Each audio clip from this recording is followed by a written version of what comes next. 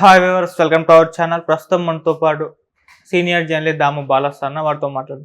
నమస్కారం సార్. నమస్తే సార్, తెలుగు రాజకీయాల్లో ఫ్యామిలీ వార్ నడుస్తుంది సార్. ఇక్కడ తెలంగాణలో చూసుకుంటే మా కవిత గారు వాళ్ళ అటు కేసీఆర్ గారు, అక్కడ చూసుకుంటే షర్మిల గారు వల్ల జగన్ అండ్ ఎన్టీఆర్ గారు వల్ల చంద్రబాబు టీడీపీ పార్టీకి కూడా.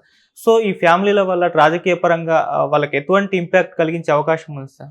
ఇది నిజానికి చాలా మనకి ఇంతకుముందు అంత పెద్ద ఎత్తున లేదు, కానీ ఇప్పుడు పెరిగింది.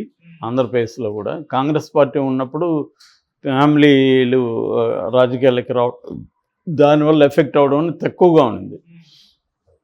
అంటే నేషనల్ లెవెల్లో ఉంది. మనకి నేషనల్ లెవెల్లో సోనియా గాంధీ, తర్వాత ఇటు మేనకా గాంధీ, ఈ ఫ్యామిలీస్ మధ్య ప్రాబ్లమ్స్ ఉన్నాయి.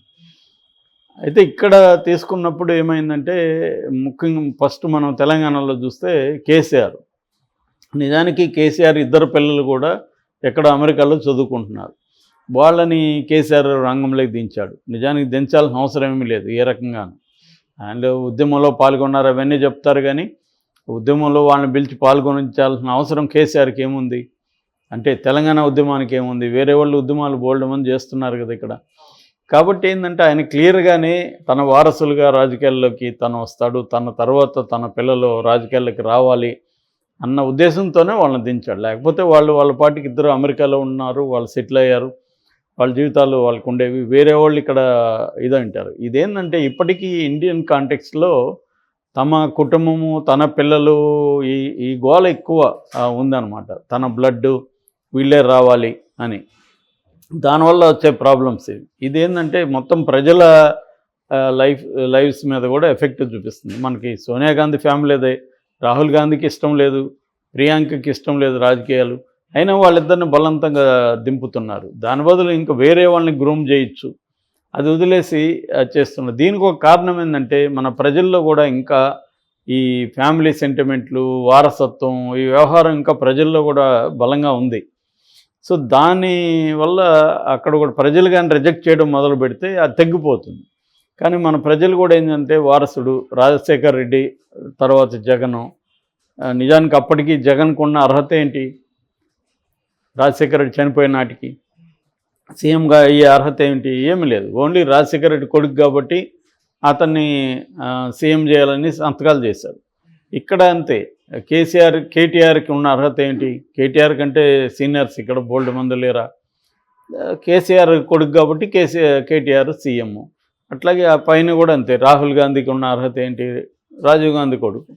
ఇలాగా ఈ ఫ్యామిలీ వారసత్వం అనేది మనకి బలంగా దేశంలో ప్రతి చోట ఉంది. దాదాపు అన్ని రాష్ట్రాల్లో, తమిళనాడులో చూసాము, ఉత్తరప్రదేశ్లో చూసాము, అన్ని రాష్ట్రాల్లో కూడా ఇది బలంగా ఉంది, చాలా రాష్ట్రాల్లో.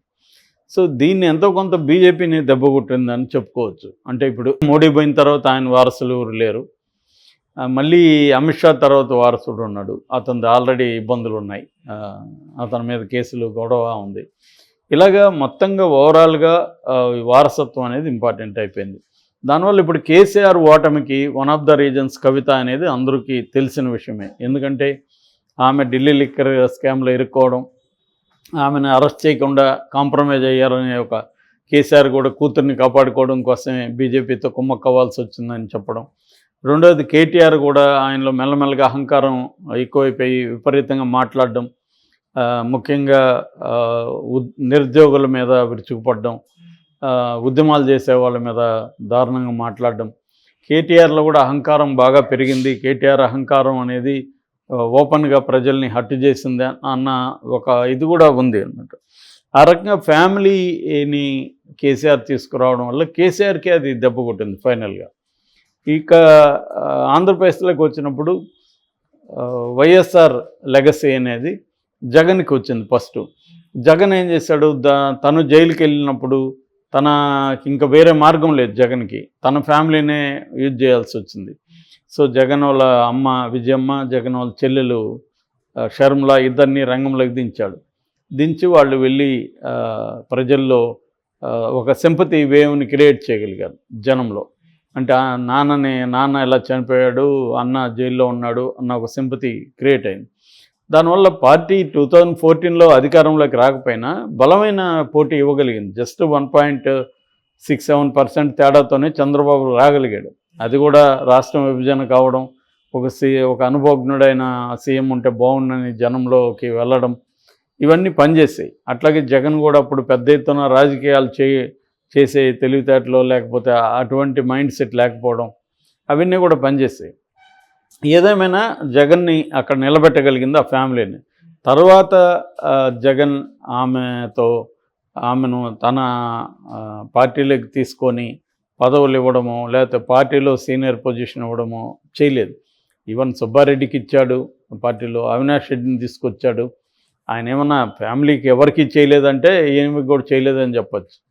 మిగతా ఫ్యామిలీ మెంబర్స్కి అందరికీ చేస్తూనే ఉన్నాడుగా. సుబ్బారెడ్డి ఎవరు, అవినాష్ రెడ్డి ఎవరు, వాళ్ళకందరికీ చేస్తున్నాడు కదా. కాబట్టి ఆమెను ఎప్పుడైతే ఆమె మేబీ రైవల్ అవుతుందో, తనకి ఇబ్బంది అవుతుంది అనుకున్నాడో ఏమో కానీ ఆమెను దూరం పెట్టాడు.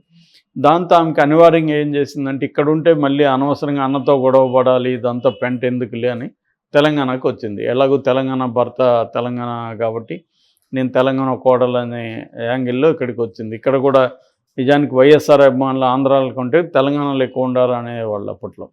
సో ఇదంతా ఉంది కదా ఈ నేపథ్యం అని ఆమె ఇక్కడికి వచ్చింది. కానీ ఇక్కడ ఫైట్ చేయలేక మళ్ళీ వెళ్ళిపోయింది.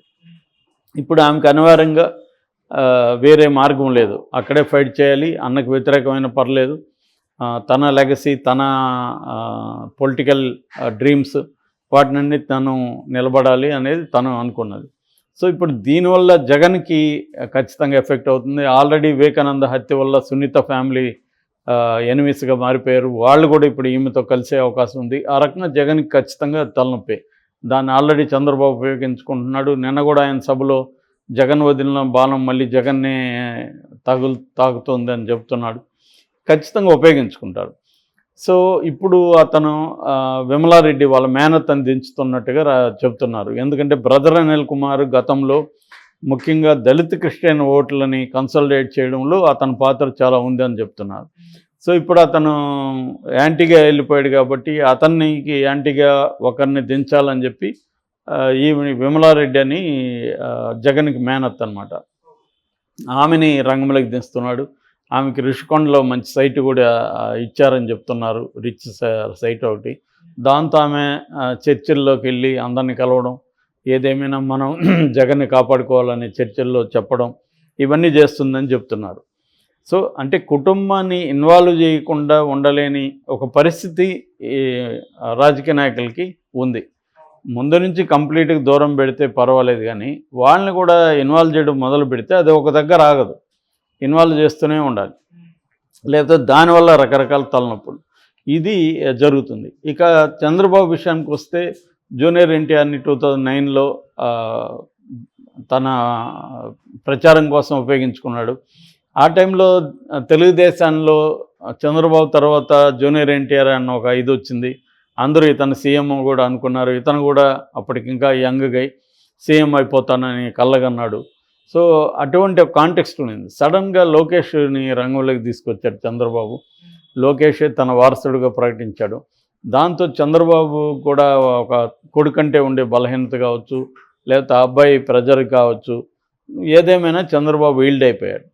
సో అతన్ని ఇప్పుడు మెల్లగా ఫస్ట్ పప్పు అని ఇంకోటి అని నెగిటివ్గా ఉన్నది, బాడీ లావుగా ఉండడం, అవన్నిటినీ కరెక్ట్ చేసుకుంటూ ఒక స్థాయికి తీసుకొచ్చారు ఇప్పుడు లోకేష్ని. సో పాదయాత్ర తర్వాత కొంత అతను మాట్లాడే పద్ధతి కానీ అతని బిహేవియర్ కానీ కొంత మెరుగుపడింది, పూర్తిగా కాకపోయినా. ఏదేమైనా కొంత అంటే జనం పైన రుద్ది అంటారు కదా, మన హీరోల్ని రుద్దినట్టుగా, అలాగే మొత్తానికి రుద్ది అతన్ని తయారు చేశారు కొంతవరకు. ఇప్పుడు మళ్ళీ తయారు చేసినప్పుడు ఆ క్రమంలో జూనియర్ ఎన్టీఆర్ని మళ్ళీ పక్కన పెట్టేయాల్సి వచ్చింది. సో దాంతో జూనియర్ ఎన్టీఆర్ హర్ట్ అయ్యాడు. నన్ను కలలుగా రేపెత్తించి నన్ను కాబోయే సీఎం అన్నట్టుగా ప్రొజెక్ట్ చేసి నా సర్వీసెస్ను వాడుకొని ఇప్పుడు నన్ను పక్కన పెట్టి నా కుటుంబాన్నంతా కూడా దూరం చేశాడు. నందమూరి ఫ్యామిలీలో ఏంటంటే జూనియర్ ఎన్టీఆర్ పరిస్థితి, హరికృష్ణ సెకండ్ వైఫ్ ఆమె. సో ఆమె బ్రాహ్మిన్, కర్ణాటక బ్రాహ్మిన్. సో ఆమె హరికృష్ణ పెళ్లి చేసుకోవడం ఆ ఫ్యామిలీలో ఎవరికి ఇష్టం లేదు.